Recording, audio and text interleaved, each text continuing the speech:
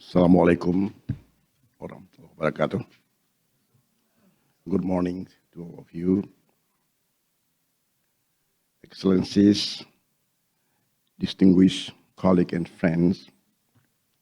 First of all, my sincere thanks and appreciation to the Area School of Government, and in particular to the Dean, Professor Aizawa, for this gracious invitation. As someone from Aceh, I feel it is not an overstatement to express my deep appreciation for ERIA in the midst of complexities at the national, regional, and global level. ERIA has served as a space that revive our collective memory, bringing back to life those important public recollection, as the General already mentioned, that might otherwise have faded into obscurity. I must admit, I'm not quite sure how to begin this speech, because my life has been shaped by two defining tragedies: conflict and the tsunami. I have lived through both, not only as an ordinary citizen of Aceh, but also as someone with the privilege and perhaps the burden of being relatively more educated. These experiences have given me a certain lens, one that sees the world not only through policy and theory, but also through the raw memories of survival, loss, and the stubborn hope that life demands of us. 20 years ago, the word Aceh didn't bring mind coffee or tourism or stability. It evoked the sharp echo of gunfire, checkpoint at dusk, and the quiet terror on the faces of ordinary people. For those who stood for human rights and for peace, it was a very lonely place. Too idealistic for the armed side, too independent for the state side. Sometimes distrusted by both, and sometimes threatened by both. I know that feeling. I know that feeling because I have been there. For the ordinary villagers, there was no side to choose. Each day, a negotiation for survival. Each night, a calculation of risk. Armed men demanded loyalty without question. Government forces demanded proof of innocence without end.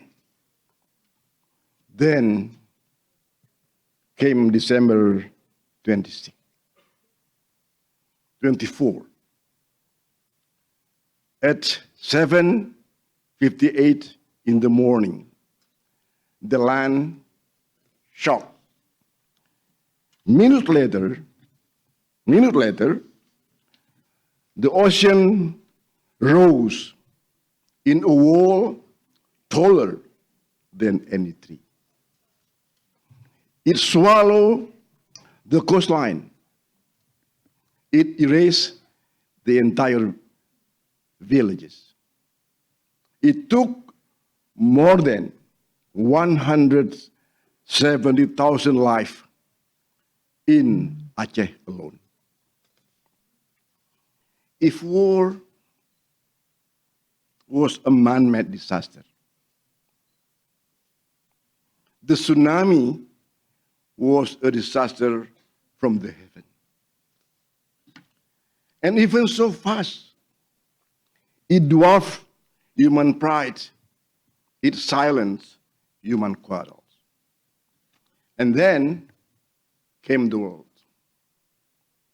nation after nation. Big NGOs, small NGOs, and communities whose name we had never heard flowed into Aceh. They brought sympathy, food, clean water, medicine, emergency plan, emergency tent, and resources, all in the purest wave of humanity. Aceh, once so close off, open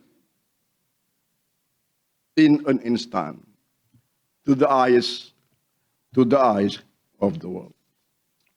Not because it wanted to, but because disaster forced the door open. In the eyes of many, it felt like a divine reminder that all the things we kill each other are nothing when the earth and the sea take their turn. Perhaps, just perhaps, in the midst of trouble and grief, God, what the Acehans believe, decided to intervene in Aceh history.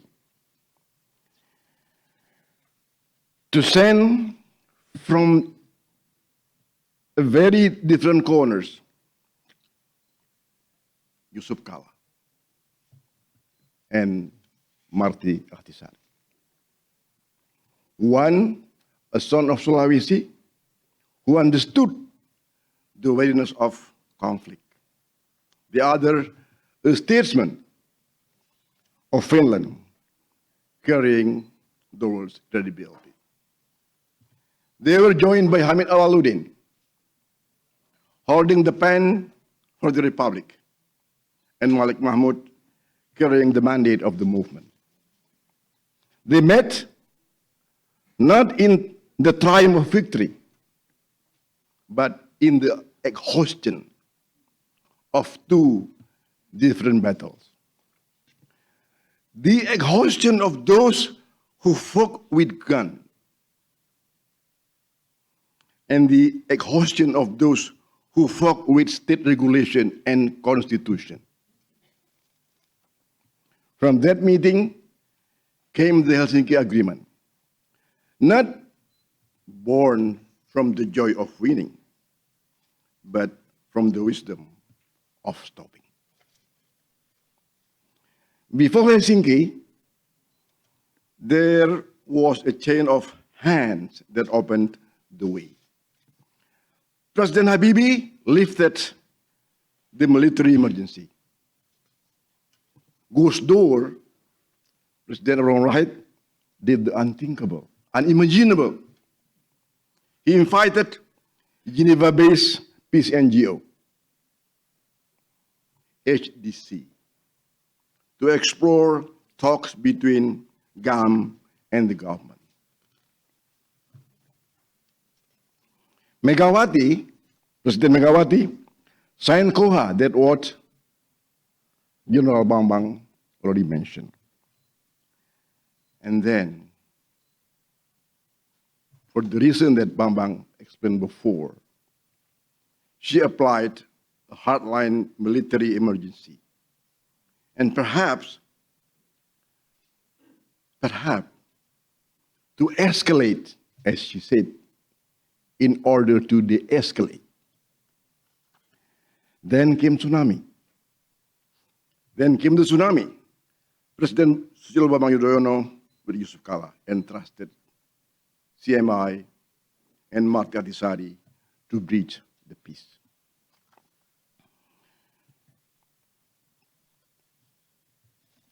Today, 20 years later, the question before us, is there peace? Yes, the guns are silent. Yes, the open conflict is gone. The deeper question is, has peace won? I repeat, the deeper question is, has peace won? If peace is defined as binding prosperity measured by low poverty rates, peace has not yet won in Aceh. For 18 years, Aceh has received more than $8 million, same as 100 trillion rupiah, in special autonomy funds only. Added with all other funds, it close to almost 400 trillion rupiah, even 500 trillion rupiah. Add to that, oil and gas revenue, and various transfers from the central government, and Aceh stands among the most fiscally endowed provinces in Indonesia. Yes, the number of treasury have not fully translated into transformation on the ground. If peace is measured by health services that protect life, that lower infant mortality and maternal mortality, peace has not yet won. If peace is measured by better nutrition for children, by lower stunting rates, peace has not yet won. If peace is measured by shrinking unemployment and dignified job, peace has not yet won. If peace is measured by good governance and strong institution, peace has yet to move. And if peace is measured by the integrity of those elected by the people, the answer remains the same. The signing of Helsinki ended the war. The winning of peace is longer, harder, and more patient journey. It requires leadership that understand post-conflict governance is not a prolonged war, a continuation of war by other means. It requires humility to learn, discipline to serve, courage to govern with integrity. 20 years ago, the world helped Aceh end a war. 20 years from now, history will judge whether Aceh leaders turn that gift into a living legacy, or allow it to fade into paper in an archive, watching to see perhaps the same divine hand that sent the wave to still the gun, to still watching to see whether the people who receive peace have truly made it their own. Thank you.